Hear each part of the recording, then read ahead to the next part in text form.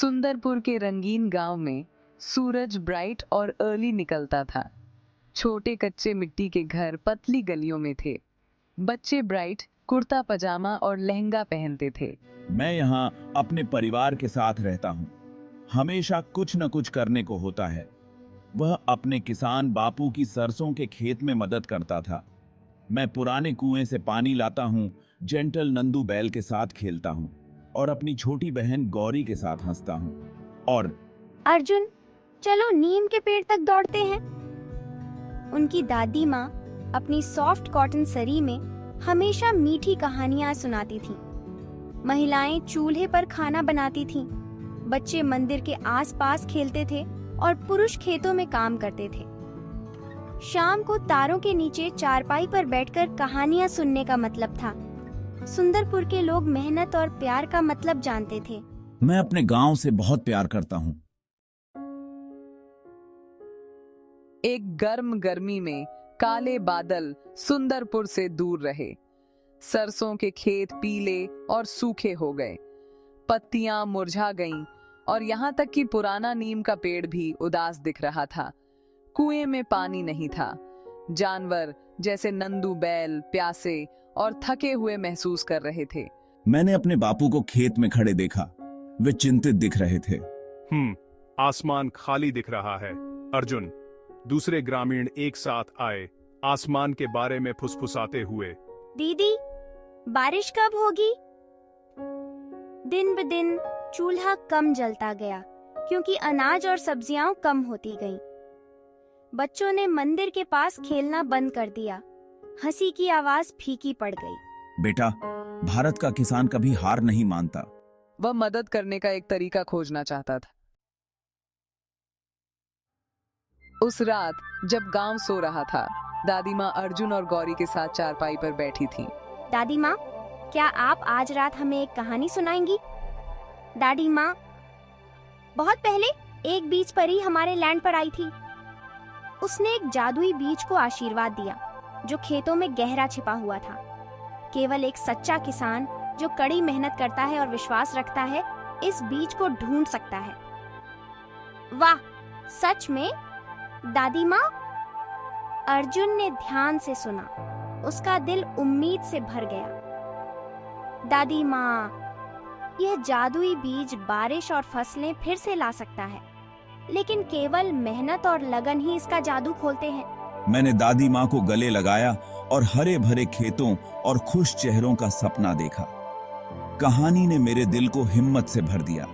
मैंने खुद से अपना बेस्ट करने का वादा किया। अर्जुन जानता था कि उसे जादुई बीज खोजना है। अगली सुबह अर्जुन जल्दी उठा, दृढ़ संकल्प से भरा हुआ। उसने अपना पुराना गमछा बांधा और अपना कुर्ता पजामा पहना, दिन का सामना करने के लिए तैयार। अर्जुन बेटा, आओ, चलो शुरू करते हैं। किसान बापू मुस्कुराए, अपने बेटे की भावना पर गर्व करते हुए। भैया, मैं भी मदद करूंगी। अर्जुन ने कड़ी मिट्टी खोदी। जादुई बीज की तलाश में उसके छोटे हाथ अथक काम कर रहे थे। चलो एक साथ हल चलाते हैं अर्जुन। नंदू बैल ने हल खींचकर मदद की, जिससे काम थोड़ा हल्का हो गया। दादी माँ रोटी और गुड़ लाई, सभी को थोड़ा बूस्ट देते हुए।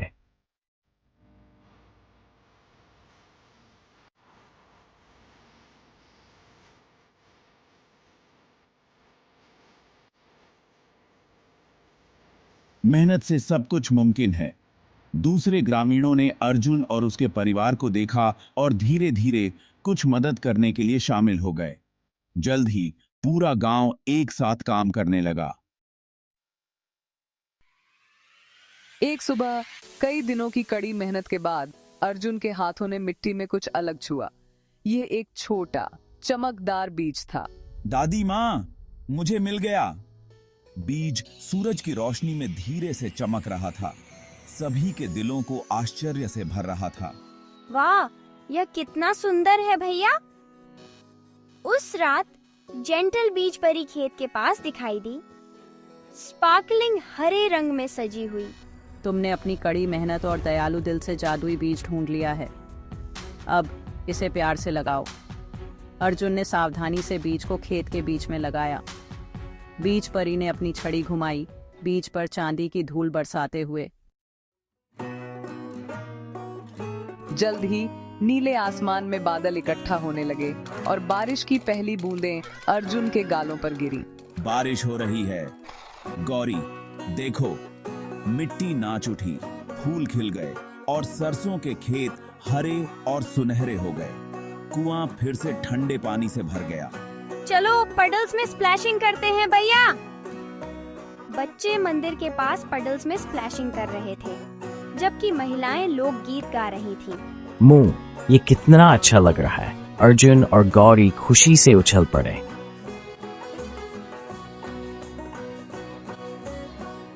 अर्जुन, मुझे तुम पर बहुत गर्व है। पूरा गांव फसल उत्सव के लिए एक साथ आया। सभी अपने बेस्ट कपड़े पहने हुए थे। बीज परी आसमान से देख रही थी, नीचे की खुशी पर मुस्कुराते हुए।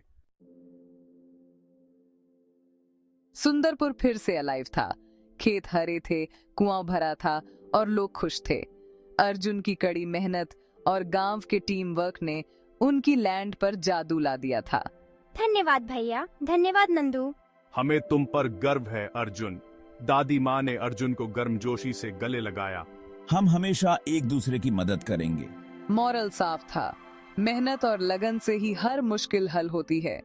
भारत का किसान कभी हार नहीं मानता।